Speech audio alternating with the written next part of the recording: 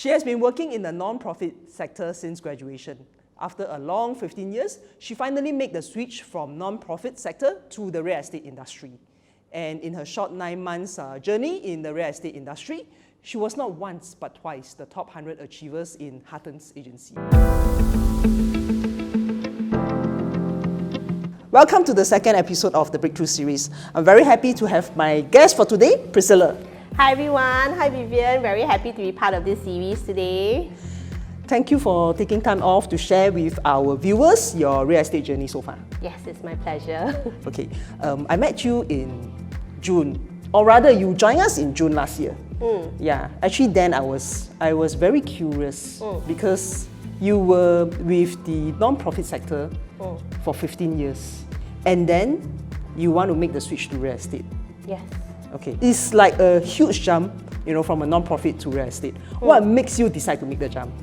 Actually, that's a very common question that was also in the minds of many of my friends, and some of them were, feeling that, why do you give up your career, why don't you just try to persevere and then maybe consider management roles? But actually, whether it's non-profit or property, they are actually both topics that are very close to my heart.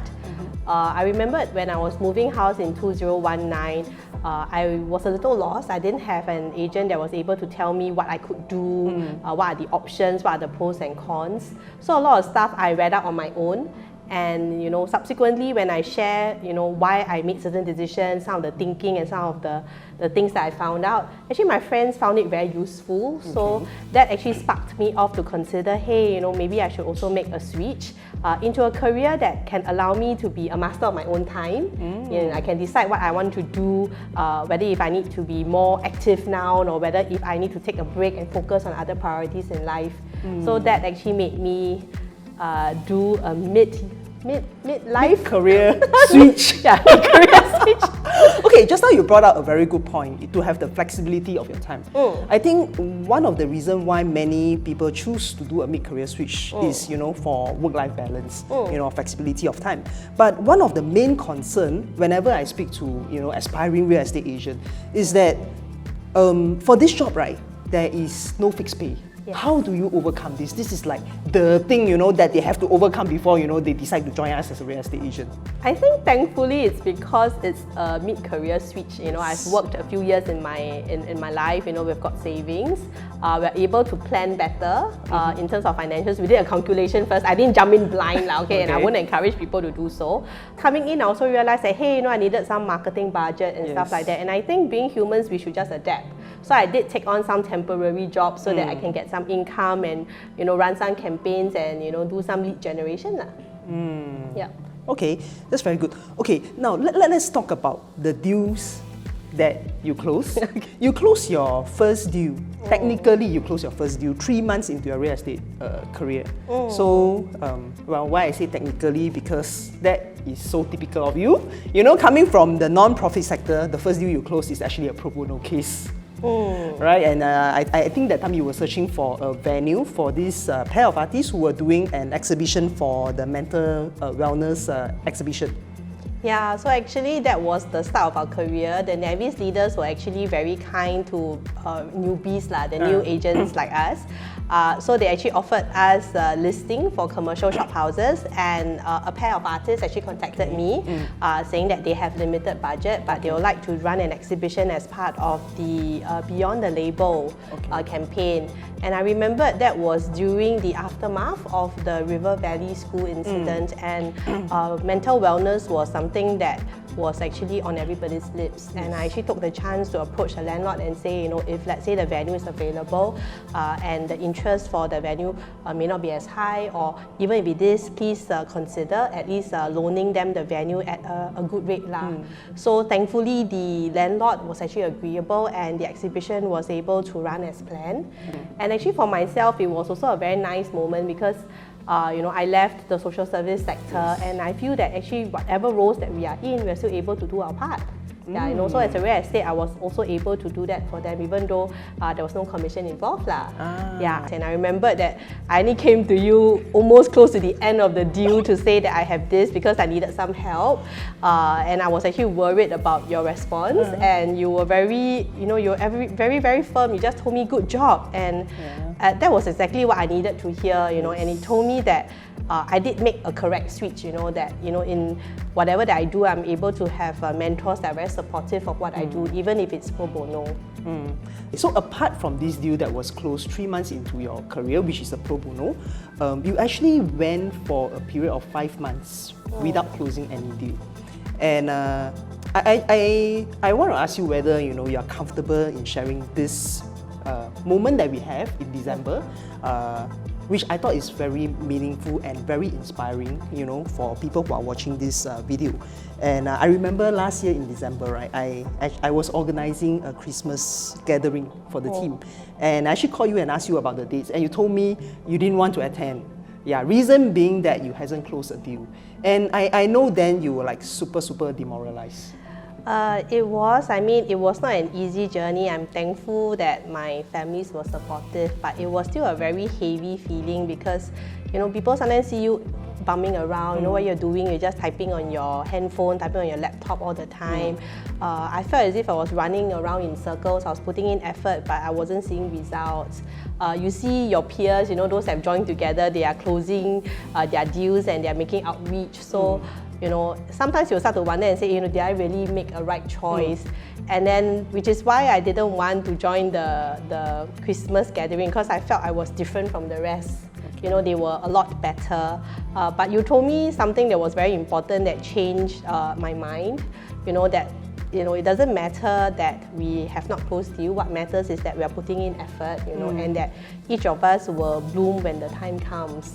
And that was like a very eureka moment for me, because being in the social service sector, doing comms, right, we tell people that all the time, that everyone is differently able, that your time will come to bloom. Everybody just grows at its own pace. But somehow, after years of saying that, I didn't apply it on myself. And your statement reminded me of that you were able to see me for the efforts that I put in, and not measured by the results that you see.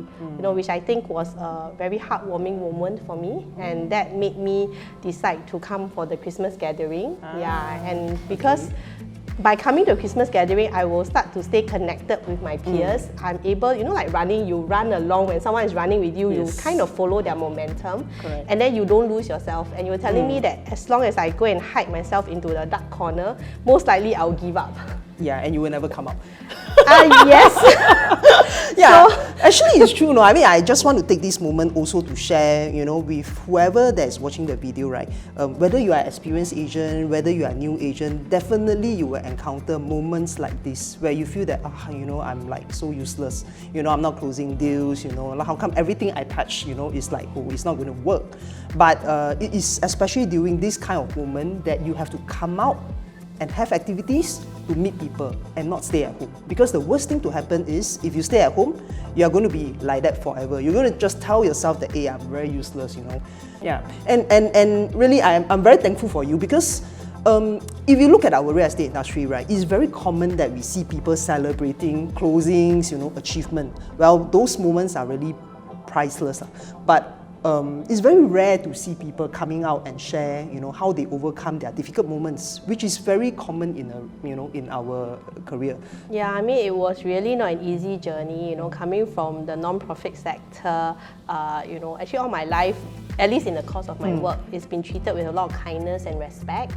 I remembered, there was a very nasty rejection, and I just burst out crying in the streets with my parents, and you could see in their eyes that their heart was completely broken, because 70-year-old people seeing a 40-year-old daughter crying. I can understand. And then they don't even know whether to tell me to give up or to tell me to persevere. Hey, wait, this incident happened when you were in the real estate industry, or? Yes, in the real estate. Really? In the first few months. Really? Yeah, because I totally didn't know about this. Oh my god, okay. Yeah, so it was like, it really affected, because all the while I've been very sunshiny, and I'm very used to being in a very like sunflower, unicorns and rainbow, and then you know, suddenly I was being squashed, you know. I felt like at least the feeling that I had was like I was a cockroach, you know, that I naturally should be squashed and flattened, you know. And it didn't feel very good lah, and it affected my parents as well. But I was able to grow out of it. I think it was a learning journey for me, and now what I see is that I'm proud of everything that I do, you know, not because of the achievements, but also because of what I believe in myself. I no longer take such remarks or such unkindness or feelings of being misunderstood personally. I think it comes with the job, and if it were to happen, it doesn't affect how I see myself, and whether if we are cleaners or we are agents or you know, we are lawyers, I think we are proud of what we do. At the end of the day, we all put in effort mainly to put food at the table. Correct. Yeah, so I've learned to detach, you know, what people think of me and what I think of myself. Yeah, actually I think the key word here is don't take it personally. Yes. Yeah, that is the key I think they word didn't have a chance to know me. You know, and to be honest, we could be strangers. They may not have enough time. They're not friends. They're not obligated to know you. Not everybody has to treat everyone or strangers with kindness. Although we hope that we are a nice and caring society, but sometimes just the stars align and the person happened to be in a bad mood at a bad place, and I happen to be at the wrong place at the wrong time. So it's not about what I see myself or what I am. It's just an unfortunate, and just I've learned. You told us the word like what? So what? So when and move on. No, some will, some won't. So what? Next. Yes. SWN. Okay, just remember this seven-letter word. Yeah. Okay, so enough about the not closing for 5 months. Wow, your moment came. The 6 months is like what everybody all come back, and everything all come back to you. From 6 months in the 6 months, right? You close a landed property. Yes. Yeah, I was so happy for you because not so much about the commission that was closed. Although it's really not bad, but it's more like I seen the effort that you put in is you finally reap the reward. Yeah, that's more important. I think, I mean, you're right to say it's really not about the commission. The part that I really enjoyed a lot was actually the trust and rapport that I had with my clients. I remember for this particular client, there were actually other agents that's already marketing this unit. And she came to me and she said, I really hope that you're the one who closed it. And even if you're not the one, it's okay. I will recommend my friends, my neighbors to you. And to me, that was an affirmation of the value add that I was able to give her, that she felt very safe and comfortable. And I was able to close it for her. And that's not all. I mean, after closing your first landed deal, right, you went on to close HDB, project.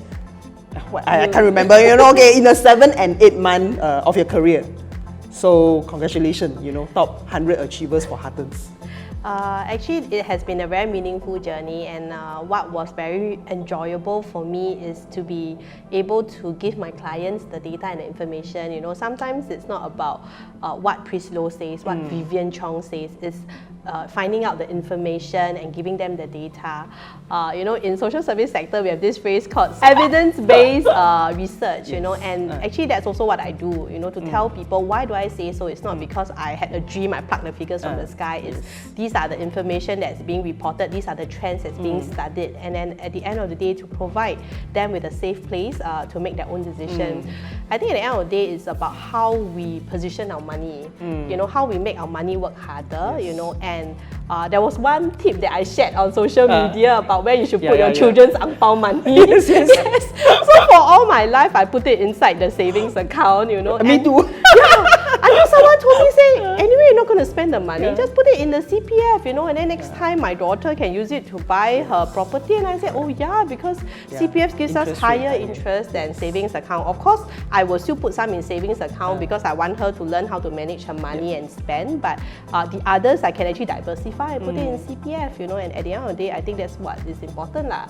Okay, now that you have so-called 上岸, you closed a few deals already, I want to ask you, what is your plan for your long-term real estate career?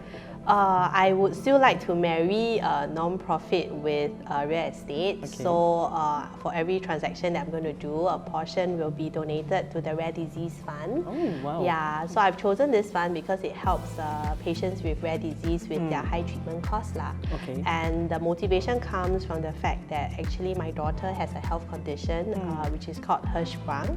So her large intestines are actually not working. Oh, okay. So when the doctors told us that when she was born, it basically affects about 1 in 5,000 babies. Yeah, and actually her condition is the most severe one. So her entire large intestine is not working. And it only affects, like, there's only one such case every maybe 3 to 4 years in Singapore. Wow, okay, yeah, okay. and therefore, you know, after I've known that there's this fund, that's also something that I also want to work with my clients to support, you know, to let the patients know and to let the caregivers know that they are not alone in this journey lah, you know, and and don't hide in their black hole, you know, and that there's actually a pool of community that's willing to work with them on that. Wow, it's really very meaningful, especially as a mom. Well, I totally can feel how you felt then. So, well, it's really very meaningful, honestly. So, and I'm also very thankful, hearing this story from you, because it is not by coincidence, that today you share with me that you actually have this dream to, set up to help the rare disease area. And the last episode, we actually spoke to Gigi. She has this dream to set up a non-profit shelter for animals. And of course, for myself, I also have this desire to empower women through real estate career. So I see a common thing among us, that through real estate career, right, we actually wanted to use the commission that we earn through this career to pursue whatever dreams and whatever passion that we have. And I think that is really very meaningful and it's very inspiring. Especially what you share today, to whoever who is watching the video today, I think it definitely has inspired a lot of people. And the end of the day is don't give up. Yeah, it might look very scary, but as you say, as long as we keep walking, we'll be able to walk out of the forest. Sometimes it's just how long we take to walk out of it. But in the meantime, while we walk, we have a company, we have mentors, we have teammates that is able to walk and support us through. Yeah, correct. That's very important. Yeah, don't give up so soon. Again, like what I said earlier on, as long as you are doing the right things, right? Just give yourself a little bit more time, before you confirm that this career is not for you. After all, right, I always say, whenever you want to give up, right, just go and think how hard it is for you to pass the RES exam. You want to give up just like that, I think it's a bit wasted. Yeah. Okay, so with that, I think we will end our episode today. Thank you once again for joining us today, and I'm sure your story has inspired everybody who is watching the video. Thank you so much. Bye. See you.